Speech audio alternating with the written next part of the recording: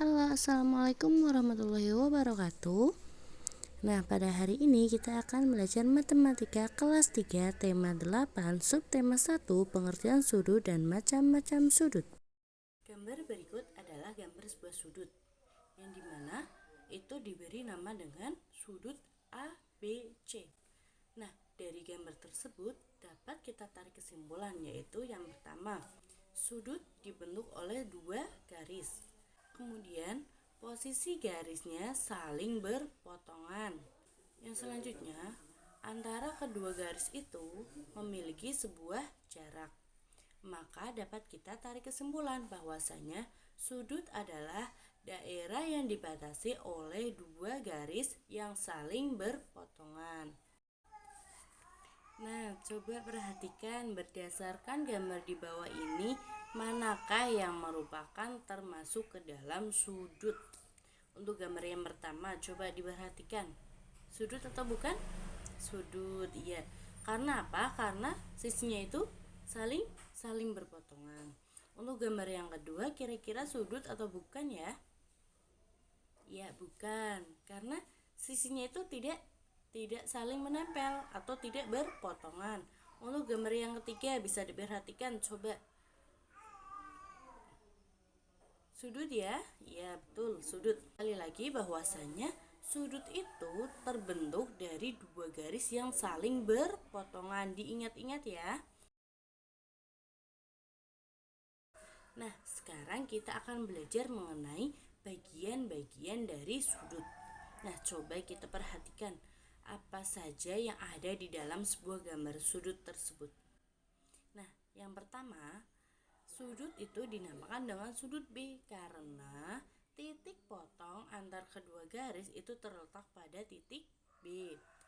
Nah, kemudian itu juga ada garis PA dan garis PC merupakan kaki dari sudut. Nah, selanjutnya titik B disebut sebagai titik sudut karena sebagai tempat perpotongan antara kedua garis. Dan yang terakhir, besaran dari sudut itu dinamakan dengan derajat. Nah, perlu diingat ya, meskipun garis itu diperpanjang, besarnya sudut itu akan sama besar. Jadi dari titik potong ini, meskipun dari titiknya akan diperpanjang, itu besar sudut yang ada di sini itu akan sama besar. Jadi tidak mempengaruhi. Nah, sekarang kita akan belajar mengenai alat ukur dan satuan dari sudut. Nah, yang pertama itu ada yang namanya busur sudut. Busur sudut itu alat untuk mengukur sudut. Nah, kita tarik garis lurus ya dari garis 0 ke garis 30 membentuk sudut 30 derajat, di mana derajatnya itu adalah satuan dari sudut. Jadi untuk menuliskan satuan dari sudut itu jangan sampai ketinggalan, karena itu penting ya untuk mengidentitaskan. Jadi itu merupakan besaran dari sudut. Nah, kita tarik garis lagi, itu dari 0 ke 90. Maka besarnya sudut itu 90 derajat. Diingat-ingat, besaran dari sudut itu adalah derajat. Nah, sekarang kita akan belajar mengenai macam-macam dari sudut. Apa saja sih sudut itu? Nah, yang pertama itu ada sudut lancip, di mana sudut lancip itu besarannya lebih dari 0 derajat dan kurang dari 90 derajat. Jadi lancip. Yang kedua itu ada sudut tumpul. Sudut tumpul itu besarannya lebih dari 90 derajat kurang dari 180 derajat. Dan yang ketiga itu ada yang namanya sudut siku-siku, di mana sudut siku-siku itu besarannya adalah 90 derajat. Dan yang keempat atau yang terakhir ada yang namanya sudut lurus. Bisa diperhatikannya di gambar itu seperti itu gambarnya, bahwasanya sudut lurus itu sudut yang besarannya adalah 180 derajat. Diingat-ingat ya perbedaan dari masing-masing sudutnya. Nah, coba perhatikan gambar di bawah ini. Kira-kira nama-nama dari gambar-gambar yang ada di bawah ini itu apa saja? Untuk yang pertama, yang gambar A itu dinamakan dengan sudut siku-siku.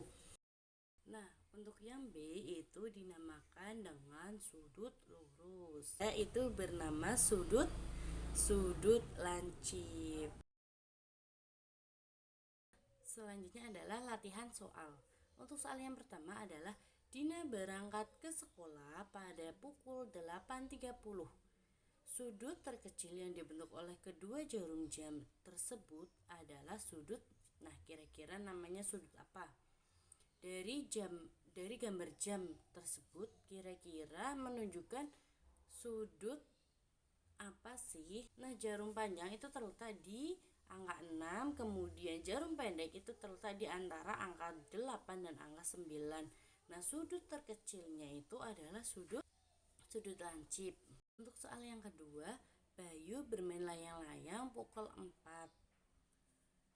Sudut yang terbentuk dari kedua jarum jam tersebut adalah sudut. Nah, kita lihat lagi untuk bentuk dari jarum jamnya. Yang pertama, jarum jam panjang menuju angka 12 dan jarum pendek itu menuju ke angka 4. Kira-kira sudut terkecil yang terbentuk itu adalah sudut tumpul. Sudah bisa ya? Nah, baik, sekian pembelajaran pada hari ini. Saya ucapkan terima kasih. Wassalamualaikum warahmatullahi wabarakatuh. Nantikan video selanjutnya ya.